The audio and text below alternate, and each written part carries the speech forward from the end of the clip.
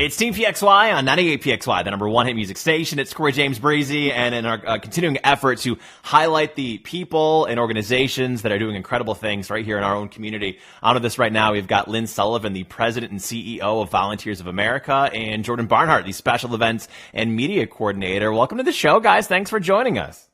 Thank you for having us. Of course. First off, how are you guys doing? Certainly, we've talked to a number of different volunteer organizations, and it's been a tough time for many of them. You know, it has been, Corey. What I've seen over the past few weeks is a team that's really come together, and a community that's really come together. We've had to change the way we're doing things. Instead of delivering services face to face, we're now delivering services via tablets and wireless networks. But we're continuing to serve the community.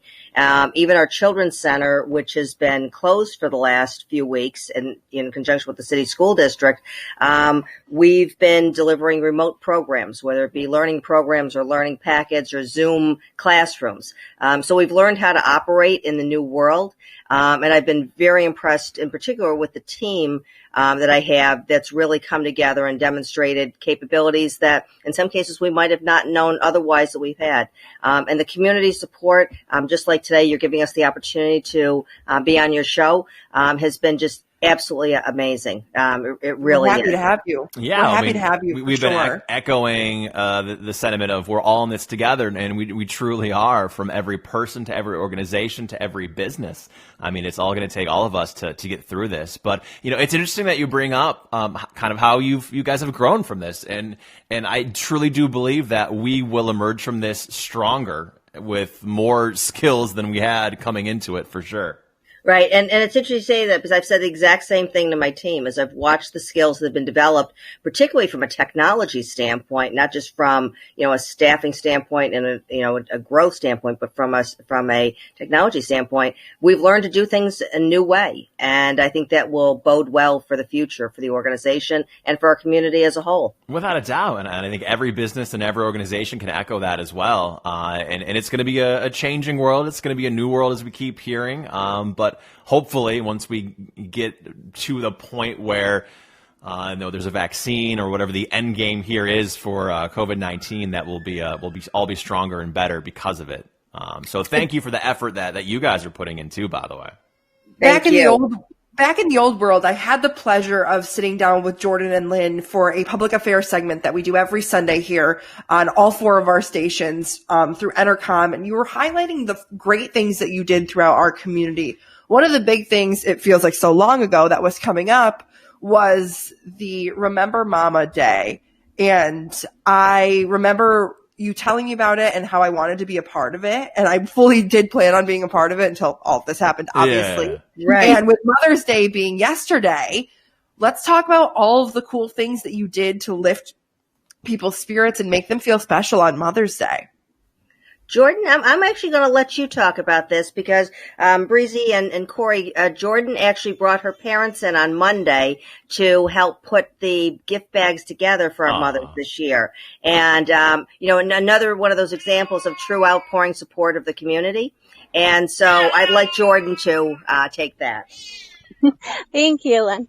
So basically, we have an event every year. This was our 30th anniversary. So for the past 30 years, Volunteers of America has celebrated I Remember Mama, which is basically we have a brunch for elderly women in our community who are forgotten and alone on Mother's Day. And especially with the pandemic right now, we wanted to let them know that even though we can't have our event because of social distancing, that they're still remembered on this day, especially with elderly people being isolated and alone in such a time during the pandemic. So what we did was we assembled over 150 gift baskets for the ladies. We had potted plants in them. We had their little corsages that they get typically at the event. We had snacks and other goodies that we put into the gift bags, and we delivered them to senior living facilities all across Monroe County. So we had Rochester Housing Authority locations, Jonathan Childs, we had Family Service of Rochester, we had our Cobblestone senior living apartments for low-income seniors, and just all across Rochester. And to hear their appreciation as you're delivering it. You could hear them. We were going down the hallways, knocking on their doors, and we'd leave the basket outside, and you could hear the doors opening and just the women being like, oh my goodness, what is this? So sweet. It was just so precious, and they were so appreciative. We got several emails from the ladies too, just telling us how much they appreciated it, especially with everything going on right now, to still be able to find a way to let them know that they're still remembered and that we haven't forgotten them even during a time like this. Yeah, everything just means more now, right? I mean, I'm sure especially for them, given what they're going through, my heart goes out to any of our elderly that are, isolated from their families, even more so than normal.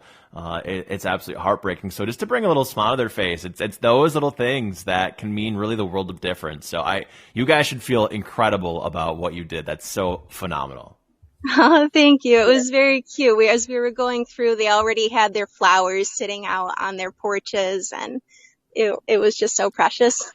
And what an extra layer that you got to do that with your parents. That's really cool that they were so heavily involved in that as well.